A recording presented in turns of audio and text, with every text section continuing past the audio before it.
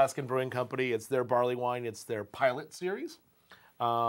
This was actually a medal winner in the 2010 World Beer Cup. It placed bronze in the barley wine category, so looking forward to that. The World Beer Cup is run in conjunction with the Craft Brewers Conference. And I believe 2010 was in Chicago, so this beer I think actually came out of the Chicago conference. So I have not had a chance to taste this yet. Have you had it? It's been floating around the market for probably a couple of months now, and it's been on my list, but hadn't quite made it there yet. And Alaskan is new to the area. Yeah, about 3-4 months we started getting it in, and it was great to get the Alaskan Smoked Porter. Well, this is the darkest of them by far. And it's still not real dark. No. And it's pretty clear. Maybe not quite as brilliantly clear as the others, but still quite clear.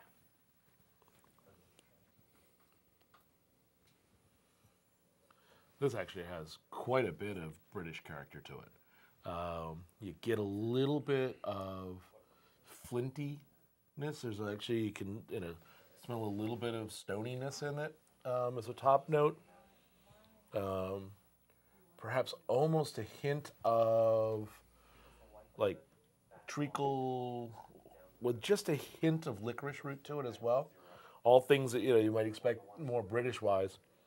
It's not a hoppy one at all. The alcohol definitely is in there, but it's all ethanol. I'm not picking up any fusels in this at all.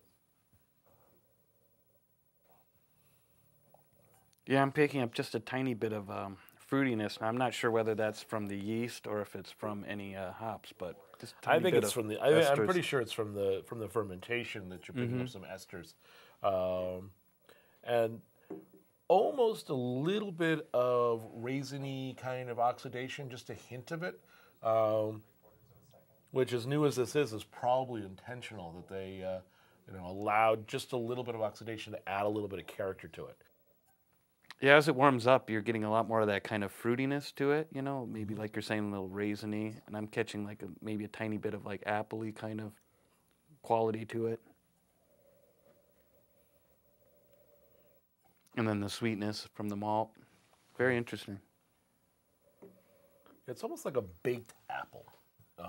It's not a fresh, often when we talk about apple in beer, we're talking about, that really fresh green apple, acetaldehyde sort of stuff. And this one is a much softer. It kind of reminds me more of like a really nicely baked apple, and how you get just a little bit of that appleness and the brown sugar and all that. You're definitely getting a nice level of sweetness, like you're saying, the treacle, kind of the syrupy sweetness or slightly syrupy sweetness. Talk about contemplative, though. This one there's so much going on in the nose that I can take a sip, I can take a whiff and put it down and forget about it for a while and go back to it. And often when beers are this size, that's what I really want to be doing, is I want to spend far more time with my nose in the glass than with the beer on my tongue. It's just too big. This is a glass, splitting a bottle of this literally should take you an hour. Splitting one.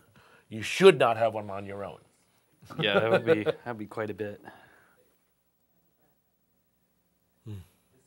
And as it warms up, I think you're getting a lot more complexity in both the malt and the ester profile of it. And the hops are really playing a back seat on this one. Yeah, almost getting a little bit of like date in it. Maybe even some. I'm trying to think some of the other. I mean, there's some of the darker fruit, and especially as they start to get a little bit overripe kind of thing going on with them. There's some really neat there. There's also just a hint of chocolate malt in this, and I think that's probably where the color's a little bit of from. dark color is coming from. Is I think there's a lighter chocolate malt. I'm picking up just a top note of soft chocolate on this as well.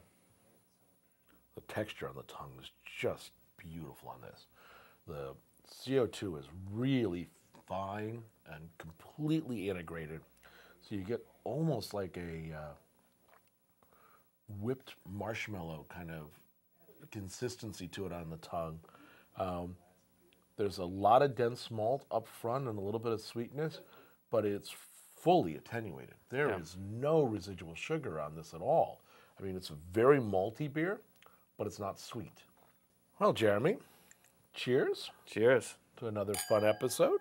And I think we've gotten you through the winter. And next, we're going to have to start thinking about some of our late winter, early spring beers.